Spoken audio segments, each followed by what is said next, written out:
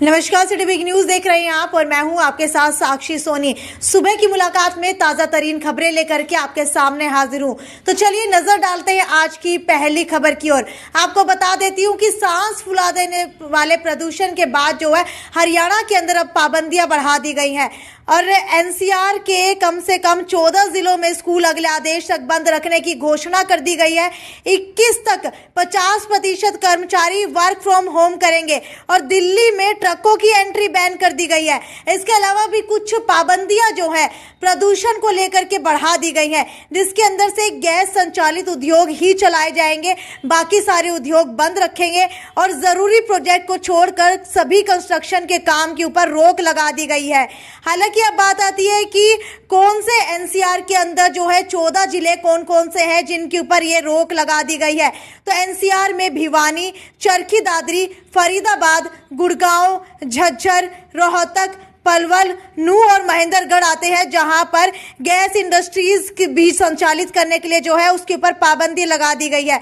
हालांकि ये जो खबरें मैं आपको बता रही हूँ, आपको बता देती हूँ कि अगले आदेश तक जो है ये सारी की सारी चीजें बंद रहेंगी। हालांकि अभी तक डेट जो है निर्धारित नहीं की गई है कि कब तक पाबंदियां लगाई गई है, लेकिन जब तक प्रदूषण का स्तर कम नहीं हो जाता तब तक ये पाबंदियां इसी तरीके से लगी रहेंगी।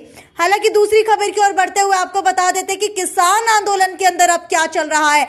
कुछ ही समय के अंदर यानी कि 26 नवंबर के दौरान आपको बता देती हूँ किसान आंदोलन जो है 1 साल पूरा करने वाला और इसी को लेकर के संसद की तरफ कूच करने की प्लानिंग किसानों ने की थी, लेकिन अब जो है चडूनी संगठन और अन्य संगठन अलग थलग पड़ते हुए दिखाई दे रहे हैं, क्योंकि कृषि कानूनों के खिलाफ चडूनी गुट ने 25 नवंबर को अंबाला से किसान सम्मान पैदल यात्रा निकालने की घोषणा की थी, जिसके बाद जो है दूसरे किसान संगठनों ने 24 नवंबर को पैदल मार्च निकालने का ऐलान कर दिया।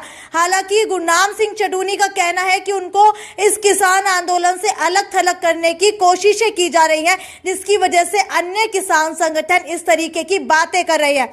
आपको क्या लगता है कि गुरनाम सिंह चडूनी और अन्य किसान संगठन जो है क्या अलग अलग पड़ते हुए दिखाई दे रहे हैं? क्या इस वजह से किसान आंदोलन जो है कहीं ना कहीं फीका पड़ जाएगा? अपना कमेंट जो है नीचे सेक्शन के अंदर लिख करके बताते रहिए और इसको ज्यादा से ज्यादा शेयर करते रहिए। इसके बाद अगली खबर की ओर बढ़ते हुए आपको बता देते हैं कि भारत में 2017 से 2020 तक चाइल्ड पोर्नोग्राफी के 24 लाख केस जो है सामने आए हैं। हालांकि कल ही मैंने आपको बताया था कि सीबीआई जो है जगह जगह रेड कर रही है और जिसके अंदर हरियाणा के हिसार और फतेहाबाद के अंदर भी रेड की गई है और हिसार के बासड़ा गांव से एक व्यक्ति के गैजेट्स जो है जब्त कर लिए गए हैं। इसके अलावा आपको बता देते हैं कि सीबीआई की टीम ने देश भर में 7 लोगों को गिरफ्तार कर लिया है और ये जो मुहिम है वो बाल दिवस से शुरू की गई थी। इसके अलावा अगली खबर की ओर बढ़ते हुए आपको बता देती हूँ कि लगातार किसान जो है दर दर की ठोकरें अनाज मंडी के अंदर खा रहे थे, क्योंकि डीएपी खाद उनको नहीं मिल पा रही थी और कई जगह जो है डीएपी के साथ साथ यूरिया जानबूझ करके दिया जा रहा था, जबकि किसानों को यूरिया की जरूरत भी नहीं थी। लेकिन खबरें अब ये निकल कर के आ रही है कि यूरिया भी अब खत्म हो चुका है। डीएपी के बाद अब यूरिया के लिए किसान लाइन में लग रहे हैं और आपको ये भी बता देते हैं कि जिले में यूरिया और डीएपी का स्टेटस क्या है। यूरिया जो है अब तक स्टॉक के अंदर सिर्फ 13,414 आया है, जबकि 9,872 कंज्यूम हुआ है। बैलेंस बचा हुआ है 3,541। जबकि डीएपी की बात की जाए तो डीएपी जो है लगभग 11,871 जो है स्टॉक के अंदर आया था, कंज्यूम हुआ था 11,624। वहीं बैलेंस के अंदर पड़ा है 247।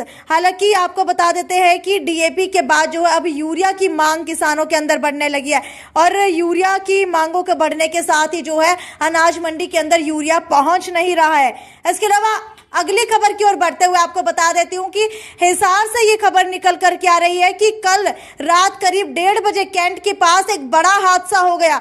बारात से लौट रहे दोस्तों की कार ट्राली के नीचे जा घुसी और एक की मौत हो गई है, जिसके साथ साथ 2 घायल हो चुके हैं। हालांकि उनको निजी अस्पताल के अंदर भर्ती करा दिया गया है और आपको ये भी बता देते कि सातरोड कैंट के पास पहुंची थी ये गाड़ी, तो पुल पर एक ट्रैक्टर चालक ट्राली में लकड़ियों को लोड कर रहा था और कार ट्राली के नीचे घुस गई जैसे ही एक्सीडेंट हुआ। और इसके अलावा जो है उसके साथी कहीं ना कहीं मौके पर पहुंचकर उन्होंने उसको निजी अस्पताल के अंदर एडमिट कराया है, लेकिन पता चला कि एक की जो है मौके पर ही मौत हो गई और 2 व्यक्ति जो है घायल हो गए हैं।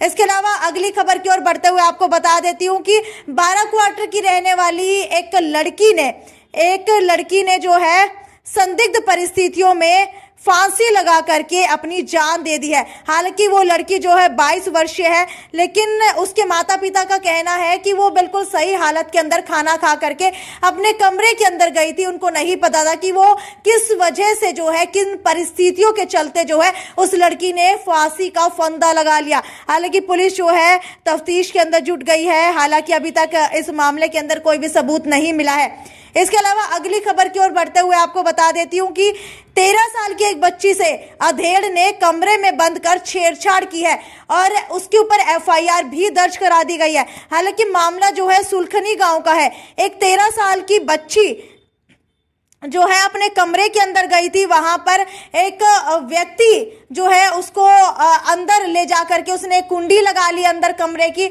और इसके बाद उसने छेड़खानी करने की कोशिश की। जब पड़ोसन को पता लगा तो उस पड़ोसन ने उसकी मां को अवगत कराया। हालांकि कोई बड़ी जो है घटना होने से बच गई, लेकिन उस व्यक्ति को जो है अभी गिरफ्तार कर लिया गया है और उस पर एफआईआर दर्ज कर दी गई है। खैर, ये तो यहीं तक की खबरें थी। आगे भी खबरों का सिलसिला यूं ही बरकरार रहेगा। तब तक ज्यादा से ज्यादा शेयर करते रहिए। नमस्कार।